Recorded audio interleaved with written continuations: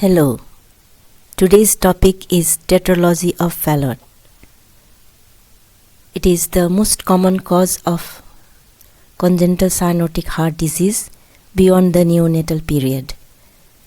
It is not a single defect, but a combination of 4 structural abnormalities occur in the heart which profoundly affect the oxygenation of the child. Today, I will discuss why these 4 defects occur and how they shape the hemodynamics and the clinical feature of the condition. And lastly, we'll discuss the investigations and management of this case. This term, Tetralogy of Fallot, was named after Etienne Louis Arthur Fallot, who described this condition in 1888. The component of Tetralogy of Fallot, the major defects, just follow the diagram picture. Number 1, there is pulmonary stenosis, or the right ventricular outlet obstruction occurs. And there is right ventricular hypertrophy, just see the number 2. Number 2 is showing you the walls of the right ventricle, it is so much hypertrophied. And number 3, there is overriding of the aorta over the septal defect. And number 4, there is a large ventricular septal defects. Let's see how these defects are occurring. So during embryogenesis, there is malalignment of infundibular septum. Infundibular septum is a septum which separates aortic and pulmonary outflow. So there is a malalignment of this septum. This septum gets displaced anteriorly, which results in the tetralogy or the 4 structural defects. Number 1 structural defect is pulmonary stenosis, which leads to right ventricular outlet tract obstruction. There is a narrowing of the outflow tract because of the anterior deviation of the infundibular septum. And very rarely there might be the pulmonary valve stenosis can also coexist, but that is a rare occasion. Number 2 structural defect is a VSD, which is large, and that is non-restrictive perimembranous type outlet septum. So near the outlet this defect is seen. Number 3 defect, there is a subsequent right ventricular hypertrophy, and this hypertrophy is concentric, which occurs due to chronic pressure overload in the heart. And there is no volume overload, so there is no enlargement of the chambers, so there is no heart failure. So heart failure is a very rare occasion in Tetralogy of Fallot, not a common finding. Number 4, the overriding of the aorta over the VSD or the ventricular septal defect. So due to this septal displacement, the aorta is receiving blood from both ventricles. So there is a mixed blood going to the aorta, and that is circulated throughout the body. So this child is having cyanosis. There are these components is named as essential component and other component. So essential means the main component of this defect is right ventricular outlet obstruction, that is due to infundibular spasm leading to pulmonary stenosis and VSD. And then following that, other components are overriding of the aorta and then right ventricular hypertrophy. And there's a term known as pentalogy of Fallot. That means in all this, if ASD is also seen, then it is known as pentalogy of Fallot.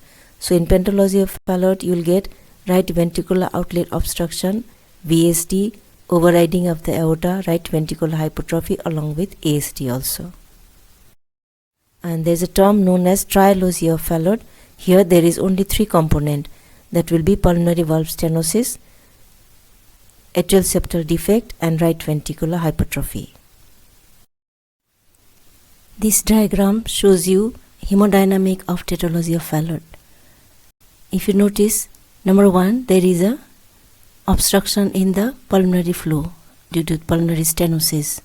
Due to this, there is increase in the pressure in the right ventricle leading to right ventricular hypertrophy.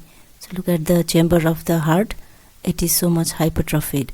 Due to the increased pressure, there is shunting of the blood from right to the left side. So left ventricle here is receiving blood from the left atrium as well as from the right ventricle.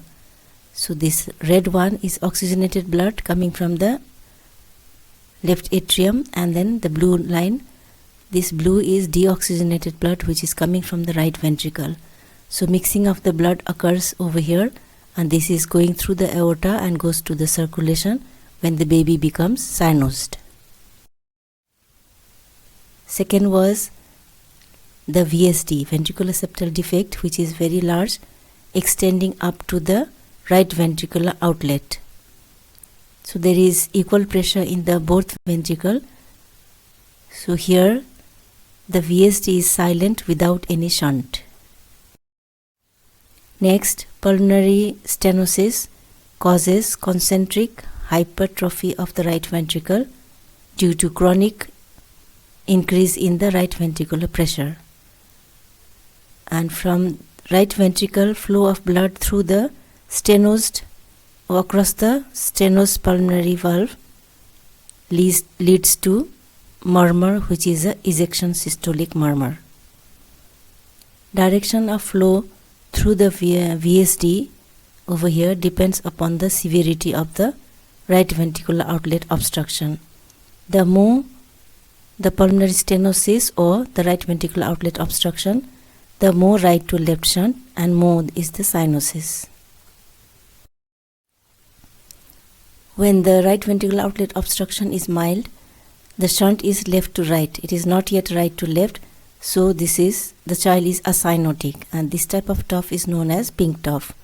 Moderate right ventricular outlet obstruction or severe, in both the shunt is right to left, so the child is cyanosed.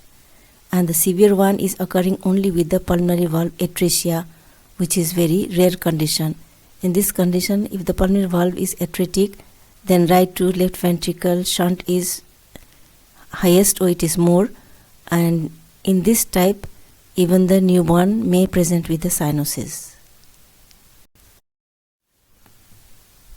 Now come to second heart sound, the P2 and A2 component. P2 component is delayed because of the right ventricular outlet obstruction, and there is reduced pulmonary artery pressure, whereas A2 component will be audible. So second heart sound, S2 is second heart sound, is single in case of Tetralogy of Fallot, where the A2 component is audible and P2 component is absent or soft due to the pulmonary stenosis. So severity of cyanosis is directly proportional to the severity of pulmonary stenosis. More the stenosis, more is the cyanosis, because right to left shunting is more in that condition. But the intensity of the ejection systolic murmur across this pulmonary stenosis is inversely related to the severity of pulmonary stenosis. If the severity of the pulmonary stenosis is more, the intensity murmur is decreased. So that will be inversely proportional. Now come to clinical features. Initially at birth, child remain asymptomatic because the shunt is not yet right to left significantly. So at this condition it is known as pink TOF. Then gradually second half of first year, child becomes cyanotic. That will be 6 weeks to 6 months is the usual time of presentation. If pulmonary valve is atretic or there is a atresia of the pulmonary valve, which is a very rare incident, then only there is a severe outflow obstruction. In this condition, child presents with cyanosis even at birth, and the child is ductus dependent at this time. But this is other common symptoms will be dyspnea on exertion, there is exercise intolerance, and there will be history of squatting during dyspneic episodes. To relieve the cyanosis, child sits like this in a squatting position so that the child feels comfortable. And gradually the child starts developing anoxic spells or the paroxysmal attack of dyspnea. So anoxic spell is also known by different names. Those are cyanotic spells, Fallot spell, anoxic spell, hypoxic spell, blue, tet or hypercyanotic spell. An anoxic spell is one of the medical emergencies when you see the child in the emergency department. So you have to learn how to manage this anoxic spell. And this can be life-threatening. If you don't take the intervention in time, the child may even die. And most commonly, the spell starts around 4 to 6 months of age. The precipitating factor for hypercyanotic spell is any activity which decreases the systemic vascular resistance or leads to increased venous return will precipitate spell. And sometimes it may even spontaneously occur without any triggering factors. But usually there is a triggering factors or any activities are there. Pathophysiology of spell. So let's see how this spell is occurring. The activities like predominantly in the morning after waking up, certain activities are there like some exertion will start like feeding, defecation, activity like crying, anxiety. All these conditions is going to stimulate the sympathetic nervous system. Due to the sympathetic nervous system stimulation, there is increased catecholamine secretion which leads to infundibular spasm. Due to contraction of the band of the muscle in the right ventricle just under the pulmonary valve, there is a further narrowing of the channel. So when there is a spasm, there is a further narrowing of the channel which leads to increase in the right to left shunting and decrease in the pulmonary blood flow. So if you remember that diagram where I had shown the hemodynamic, you'll understand. So decreased pulmonary blood flow will lead to oxygen delivery that will be further reduced, and this will be causing the spell. Just understand there is a right ventricular outlet obstruction is suddenly increased more. So when this is increased, right ventricular pressure will be increased. So due to that increased pressure, there is a shunting of the blood from the right ventricle to the left ventricle. That means deoxygenated blood is going to the left ventricle, and through the pulmonary valve blood is not flowing because the stenosis increases. So that means both these conditions will lead to decreased oxygenation in the different tissues. So there will be spell means there will be increased cyanosis. This anoxic spell is characterized by sudden prolonged crying and irritability. There will be sudden onset of deepening of the cyanosis. Child is already cyanosed, that cyanosis will deepen more, and sudden onset of dyspnea will increase. There will be hyperapnea, that is a deep breathing, and there will be alteration of the consciousness because of the hypoxia, which may ultimately lead to convulsion and coma. And then if you auscultate, the murmur will be diminished because murmur is inversely proportionate with the severity of the pulmonary stenosis. Frequently, this spell terminates with the unconsciousness, and then rarely there might be convulsions also. This frequency of this anoxic spell, it varies from once in a few days to numerous attacks per day also. So in a day many attacks can occur, or sometimes once in few days it can occur. So this diagram will show you vicious cycle of the hypercyanotic spell, how it is occurring. There will be acute decrease in the systemic vascular resistance with the activities I have mentioned above. Because of that, there is increased right to left shunting of the blood across the VSD.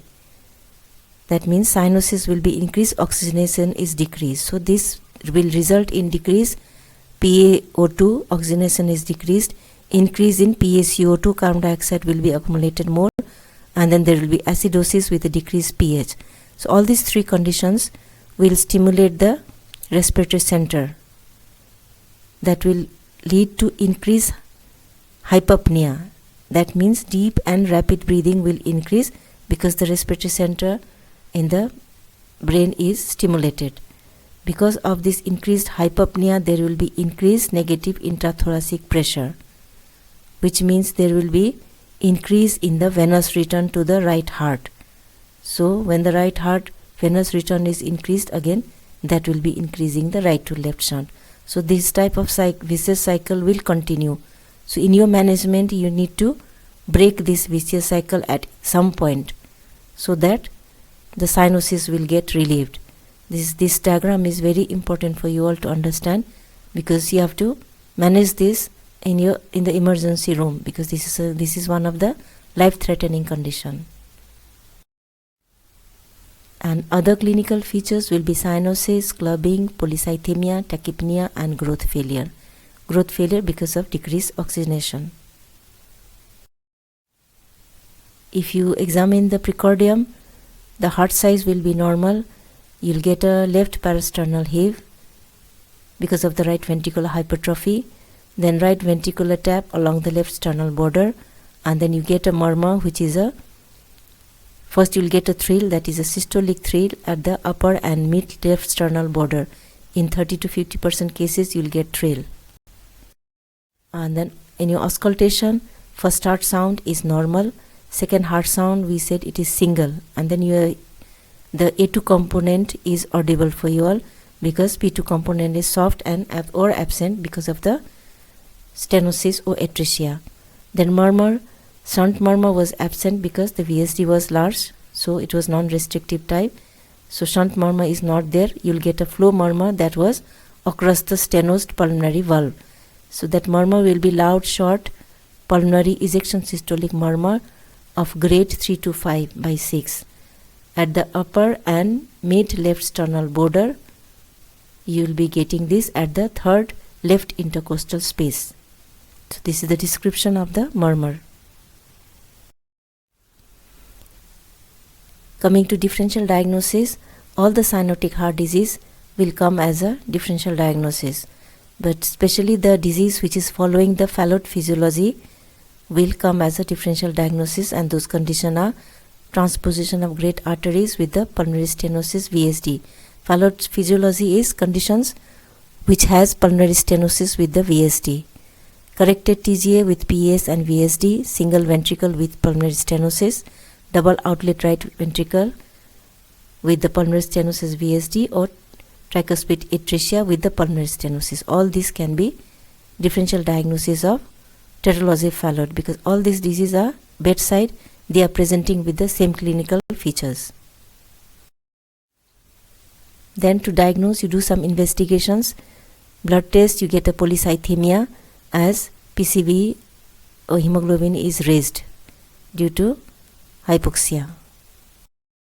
And X-ray, first you have to do the X-ray. So X-ray, you get a boot-shaped heart like the one you see in this picture. In this X-ray you can see this heart is boot-shaped, but the size of the heart is normal. There is no cardiomegaly, and there is oligemic lung field, that is decreased pulmonary vascular markings at the periphery of the lung. If you see, there is a decreased vascular marking, and then right aortic arch can be seen in around 25 to 30% cases. So this boot-shaped heart, also known as cor in sabot, is occurring because of the upturning of the apex due to the right ventricular hypertrophy. Since the right ventricle is hypertrophied, the apex gets upturned, and there is concavity in the area of main pulmonary artery at this point, at this pulmonary bay, because of the pulmonary stenosis, because these two factors are leading to boot-shaped heart. Then ECG will show you right axis deviation, right ventricular hypertrophy. Then final diagnostic is by echo. It will show you the location and size of the right ventricular outflow tract obstruction, side of the aortic arch, size of pulmonary artery. It will show you the PDA and overriding in the aorta, and then right ventricular hypertrophy is seen. Then you can do the cardiac catheterization if needed. That will give you the mean pulmonary artery pressure and then ventricular pressure. Come to management. First you have to manage the TET spell. Usually this comes in the emergency. So in the management of TET spell, first is the knee chest position. Bring the child to knee chest position, or this is one of the compensatory mechanism. Like in the clinical picture I had told you, the child sits in the squatting position, it is same like that, knee chest position. So mechanism how it is going to break the vicious cycle is same in the squatting position or knee chest position, and this is a compensatory mechanism. This will break the vicious cycle. The infant, if you see this picture, the infant should be held like this in the knee chest position. Just bend the knee over the abdomen or over the parent's shoulder also you can do with the knee bend in a younger children. Bigger children you can bring them in a squatting position, that will also relieve the death spell. So the mechanism I'll explain. Whether you bring the child to squatting position or knee chest position, when you do that there is a compression of the femoral artery and femoral veins, because femoral artery, femoral veins are passing through that iliac area. So here it compresses the femoral artery. When the femoral artery is compressed, there is increased systemic vascular resistance, which means it will increase the aortic and left ventricular pressure.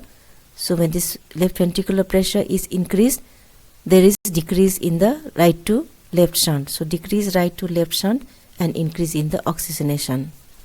Similarly, when the femoral veins are compressed, then there is trapping of the systemic venous blood in the legs. That means venous return will decrease. So when the venous return or the venous blood is returning to the heart less, that means there will be less load or less pressure in the right ventricle. So there is decrease in the right to left shunting. So that means decrease in the deoxygenated blood. When the right to left shunting is decreased, that means there is decrease in the deoxygenated blood going from the right to left ventricle. So oxygenation will improve and then anoxic spell will get relieved. So this is the number one step you are going to do when this anoxic spell come to the emergency department. After that you have to use medications. So second is you give the child humidified oxygen. Number 3, give morphine 0.1 to 0.2 milligram per kg, either subcutaneous or intravenous you can give. So let's see how morphine is helping you to relieve this death spell. Number 1, it sedates and calms the child so that agitation crying is decreased. That means decrease in the sympathetic activity and decrease catecholamine release. So decrease in the infundibulus spasm. And number 2 function, morphine has direct respiratory center depression activity. So it stops that hyperpnea, that rapid deep breathing, it stops. So decrease in the intrathoracic pressure, decrease venous return, and decrease in the right to left shunt means deoxygenated blood is not going to the left ventricle. So relief of the cyanosis. Number 4 drug you give is propranolol at the dose 0.1 milligram per kg intravenous during the spell. This relieves the infundibulus spasm by negative inotropic action, because propranolol is decreasing the myocardial contractility by blocking the beta 1 receptor in the heart. So it relieves the spell. And you start IV fluids, give the full maintenance fluid, then you correct the acidosis, pH decreases. So you need to correct the acidosis, you give sodium bicarbonate. If you give sodium bicarbonate, it corrects the acidosis. That means it abolishes the respiratory center stimulating effect of hyperpnea. And then other steps are same. Then number 7, you can give vasopressors, that is the alpha agonist. Methoxamine IM or IV in drip you can use 0.02 mg per kg, and even phenylephrine you can use. So this is increasing the systemic vascular resistance. So when systemic vascular resistance increases, that means right to left shunting decreases. After you manage this, then there are medical management or general management. When the child is not in spell, then these are the management. So always see whether the child is polycythemic. Hematocrit should be, the target hematocrit should be 45 to 50%. If it is more than 65%, then you understand serious viscosity risk is occurring. So at this stage you should consider phlebotomy preoperatively. then this child is always having iron deficiency anemia. So you need to correct the iron deficiency anemia. Child is polycythemic, there is more of hemoglobin, but still the child is iron deficient because the child is polycythemic because due to the hypoxemia there is more turnover, so more formation of blood is going on, so there is more demand, so they cannot meet this demand, so the child is usually iron deficient. And then adequate hydration is always important because the child is polycythemic. So if you don't give adequate hydration, there is chances of complication like thrombosis formation. Another is antibiotic for infection, bacterial endocarditis, and then sometimes brain abscess can occur as a complication, so you should consider antibiotic in those situations. After managing the TET spell with propranolol that was intravenously given, you have to continue giving this child propranolol as a prophylaxis. So prophylaxis dose will be 0.5 to 1 milligram per kg. You give orally, that is 6 hourly. Every day you are supposed to give. And infective endocarditis prophylaxis is important in Tetralogy of Fallot. Always maintain good hygiene. And then management will be surgery. So surgical management you can do with the Blalock Tussac shunt. This is a palliative shunt before you go to the corrective surgery. Then balloon angioplasty you can do, and finally you can go with the corrective surgical repair. The palliative shunt surgery is Blalock Tussac shunt. Here you do anastomosis of the right subclavian artery and right pulmonary artery. So there is a connection between pulmonary and systemic circulation. And modified Blalock Tussac shunt can be done, same thing you do, but here you are using the Gore-Tex graft. And the main aim is to increase the pulmonary blood flow. This is a palliative surgery where you are connecting Blalock Tussac shunt, you can see here, connecting the pulmonary to the systemic circulation. Then finally you go with the corrective surgery. This can be performed at any age, but usually it is done electively at 4 to 6 months of age, and the success rate is very good, 85 to 90%. Corrective surgery, first you close the VSD with the patch closer. After that relieve right ventricular outlet tract obstruction, break down the muscular obstruction. Then infundibular patch or transannular patch to widen the proximal pulmonary artery is done. Then this can be done open as an open heart surgery, or it can even be done percutaneously. Complications of Tetralogy of Fallot can be cerebral thrombosis, brain abscess, bleeding diastasis, infective endocarditis, congestive cardiac failure. Then in CNS there can be embolism in the central nervous system due to the sluggish circulation because of the polycythemia. And then hemiplegia occurring due to infarction in the central nervous system during anoxic spells, and there can be relative iron deficiency anemia, and failing to thrive is there. And complication of surgery can be complete heart block, right bundle branch block, residual VSD with the pulmonary stenosis can be there, and pulmonary regurgitation.